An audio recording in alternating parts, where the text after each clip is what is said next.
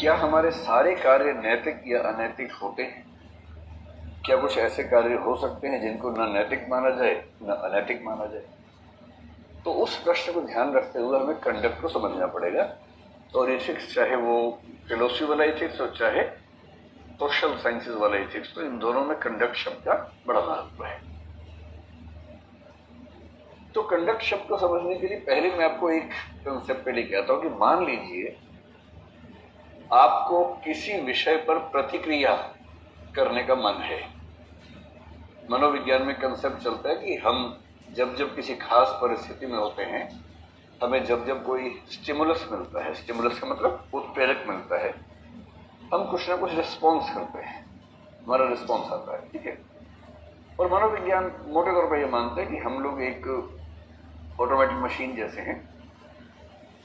परिस्थितियां आती हैं, हम उनको एनालाइज करते हैं, समझते हैं, रिस्पॉन्ड करते हैं, ये सिस्टम चलता है। जैसे रोबोट्स के बीच में चलता है, हमारे बीच में चलता है। जैसे आप आराम से चल रहे हैं, अचानक सामने कोई भागता हुआ है, आप देखेंगे, एनालाइज करेंगे, प्रोसेसिंग करेंगे, उसके हिसाब से आप रिएक्शन देंगे। यही होता है ना।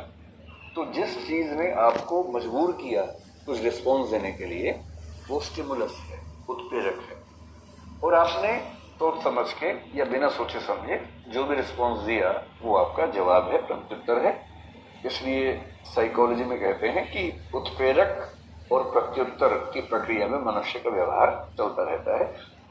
स्टिमुलस और रिस्पॉन्स के प्रोसेस में हमारा बिहेवियर चलता रहता है। जैसे मान लीजिए कि आपके सामने कोई सिचुएशन बनी, ठीक, उस सिचुएशन की स्थिति में आपका रिस्पॉन्स कितनी तरह का हो सकता है।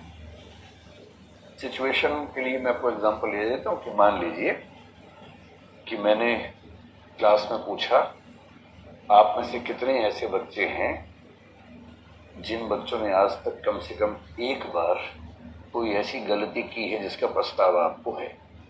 भाई बताना मत, है? मैं कह रहा हूं कि मैंने एक सिचुएशन क्रिएट कर दिया आपके सामने, मैंने एक प्रश्न पूछ दिया, ये प्रश्न सुना आपने तो सिचुएशन बन गई आपके सामने, स्टिमुलस मिल गया। अब इस स्टिमुलस का रिस्पॉन्स आप कैसे देंगे, इसके उत्तर क्या क्या हो सकते हैं। आप में से कुछ लोग ऐसा हो सकता है कि इसका उत्तर इसके उत्तर में आप कुछ सोचने लगे और आप याद करने लगे, क्या कभी ऐसा हुआ है क्या? तो मैं कह सकता हूं कि किसी सिचुएशन के जवाब में हो सकता है कि आप थिंकिंग के प्रोसेस में चले जाएं, थॉट में चले जाएं। अभी अपने बाहर किसी को बताया नहीं कुछ, आप सोच रहे हैं। मैंने प्रश्न पूछा और आप सोच में डूब गए गहराई में, क्या कभी ऐसा हुआ था? क्या किसी बात का गिल्ट फीलिंग मुझे है? क्या मुझे कोई कन्फेशन करना है? और आप सोच रहे हैं। आपने रिस्पॉन्स मुझे नहीं दिया इस प्रश्न के जवाब में, और मैं प्रतिक्रिया का मतलब ये नहीं मान रहा कि आप मुझे क्या प्रतिक्रिया दे रहे हैं। आपके मन में, आपके दिमाग में क्या प्रतिक्रिया हो रही है उसको भी हम शामिल कर लेते हैं रिस्पॉन्स के रूप में, एक सेकंड के लिए, तो बात समझ में आ जाएगी। कोई कोई बच्चे ऐसे होंगे जिनको अचानक कुछ याद आ जाएगा बचपन का, जब उनसे गलती हो गई थी, और जैसे ही वो बात याद आएगी उसके बाद हो सकता है कि उनके इमोशंस अचानक जाग जाएं। और मैं कह सकता हूं कि एक रिस्पॉन्स ये भी हो सकता है कि आपके मन में कोई भावना यानी कि इमोशन आ जाए। लेकिन मैं अभी जो कह रहा हूं इमोशन है, उसमें रोना शामिल नहीं है। अभी रोना शामिल नहीं है। आप अचानक भावुक हो गए और आपके मन में ना भावनाएं उमड़ घुमड़ के आपको परेशान कर रही। एक रिस्पॉन्स ये हो सकता है, एक स्टिमुलस आया, आपके मन में ऐसा होने लगा। तीसरी स्थिति ये हो सकती है कि आप उस स्टिमुलस के जवाब में कोई क्रिया करें, प्रतिक्रिया करें, कोई एक्शन करें। तो हो सकता है कि आप कोई क्रिया करें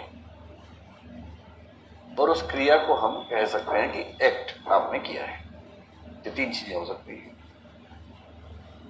तो जैसे इन्होंने अभिनय किया रोना, तो रोना आप क्या मानेंगे, इमोशन या एक्ट? या इमोशन पे टिका हुआ एक्ट?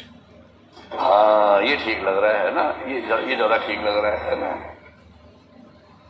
कभी कभी ऐसा हो सकता है कि थॉट आए, सिर्फ थॉट आए, एक ऑप्शन ये हो सकता है। दूसरा क्या हो सकता है, थॉट की वजह से इमोशन भी आ जाए। तीसरा क्या हो सकता है कि थॉट आई, इमोशन नहीं आया, लेकिन कोई क्रिया हो गई आपकी। चौथा हो सकता है कि सीधे इमोशन आया और इमोशन से कोई क्रिया हो गई, आंसू निकल गया। और पांचवा ये हो सकता है ना कोई विचार है ना कोई इमोशन है, सीधे क्रिया हो गई। ऐसा हो सकता है जैसे आप बैठे हुए हैं अभी और आपके पीछे जो शरारती बच्चा बैठा है उसने आपके कान में घास डाल दी थोड़ी सी, और जैसी घास डाली कान में, आप पहले विचार आएगा फिर भावना आएगी, पहले खट से सिर लाएंगे, जोर से खट से सिर लाएंगे।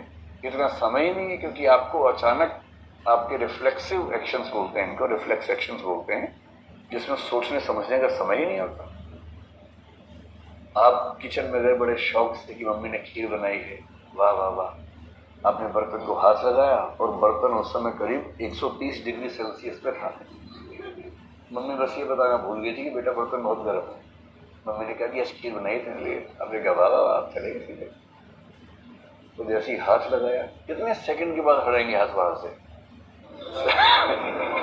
उसमें ना थॉट ना इमोशन, कुछ नहीं आ रहा, सीधे एक्शन हो रहा है।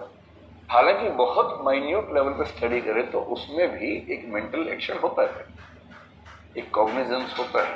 इसको हम एटीट्यूड पढ़ते समय समझेंगे कि कॉग्निटिव एक्शन क्या हुआ, उसके बाद बिहेवियर कैसे काम करता है। लेकिन फिलहाल मोटे तौर पर हम ये मान सकते हैं कि कभी कभी एक्शन सीधे भी आ सकता है। अब मैं आप लोगों की उम्र के हिसाब से एक सवाल पूछ के एक बात पर आना चाहता हूँ, ठीक है? मुझे कभी कभी बच्चे मिलते हैं कि सर एक लड़का मुझे परेशान कर रहा है। रेयरली लड़के मिलते हैं कि सर एक लड़की मुझे परेशान कर रही है। ऐसा बहुत कम होता है क्योंकि हमारे देश में ऐसी बहुत कमी है इस चीज़ की। और कोई लड़का अगर कोई लड़की परेशान करे, परेशान होना चाहता है, वो चाहता है कि मुझे और परेशान करो, तो इसलिए शिकायतें नहीं आती है, शिकायतें उस तरफ से ज़्यादा आती हैं, ठीक है? ये बातें हंसी मजाक में, इनको बहुत सीरियसली मत लीजिएगा, केवल कंसेप्ट समझाने के लिए मैं आपको एग्जाम्पल दे रहा हूँ। तो मुझे याद है कि आज से 15-20 साल पहले एक लड़की बहुत गुस्से मेरे पास आई और उसने कहा सर मैं बहुत परेशान हूँ लड़के से। मैंने क्या हुआ? तो फिर मैंने लड़के को बुला लिया, मैंने कहा चलो बैठ के बात करते हैं, क्या मसला है। तो उस लड़की ने मुझे कहा कि सर ये मुझे लेके कुछ कुछ सोचता है। अब मैं बड़ा परेशान हो गया। अच्छा, मैं जिस भूमिका में था वह न्याय भी करना होता है। अब न्यायाधीश की भूमिका में आपको दोनों पक्ष सुनने पड़ेंगे, सीधी सी बात है। अब दोनों पक्षों को सुने बिना कैसे वो फैसला देंगे? मैं खुद ही बहुत कन्विंस नहीं हो पाता इस बात से। तो मैं क्या, कोई अगर मन में कुछ सोच रहा है, पहली बात तो वो पता कैसे लगा क्या सोच रहा है? और यदि कोई अपने मन में सोच रहा है और आपसे कुछ कह नहीं रहा, तो क्या ये बात मेरे जुरिसडिक्शन में आती है? क्या ये बात कानून के क्षेत्र में आती है या नहीं आती? ये भी एक सवाल है। बनकर मेरी समझ तो ये है कि मैं कुछ नहीं कर सकता इस मामले में। अगर ये आपसे कुछ कहे, बदतमीजी करे, गलत तरीके से देखे भी, मान लीजिए, क्योंकि आप गलत तरीके से देख रहे हैं वो भी एक्शन है, लेकिन जब कुछ भी नहीं कह रहे, अब रास्ता भी नहीं रोक रहे, आप बात भी नहीं कर रहे, आप कुछ कह ही नहीं रहे, तो सवाल है कि ये जुरिसडिक्शन एथिक्स की दुनिया में और कानून की दुनिया में बनेगी या नहीं? जुरिसडिक्शन में क्षेत्राधिकार बनेगा या नहीं बनेगा? उस लड़के ने कहा सर ये बात सच है कि मैं इनसे प्रेम करता हूं एक तरफा, पर मेरी अपनी कसौटी है, मैं जिंदगी में कभी नहीं कहूंगा, क्योंकि मुझे पता है कि ये जिस बैकग्राउंड से है, मेरी बैकग्राउंड बहुत अलग है। मैं ये सोच भी नहीं सकता कि मैं इनसे कहूँ और ये कभी हाँ कर दे, तो ठीक है मैं कभी नहीं कहूंगा। और परेशान करना तो बहुत दूर की बात है, मैं सोच भी नहीं सकता। अब ये मुझे अच्छी लगती है, हो सकता है कि कभी मेरे चेहरे का भाव ऐसा हो गया हो, मेरे चाहने से नहीं, अपने आप हो गया हो, इनको लग गया हो। इसमें मैं क्या कर सकता हूँ?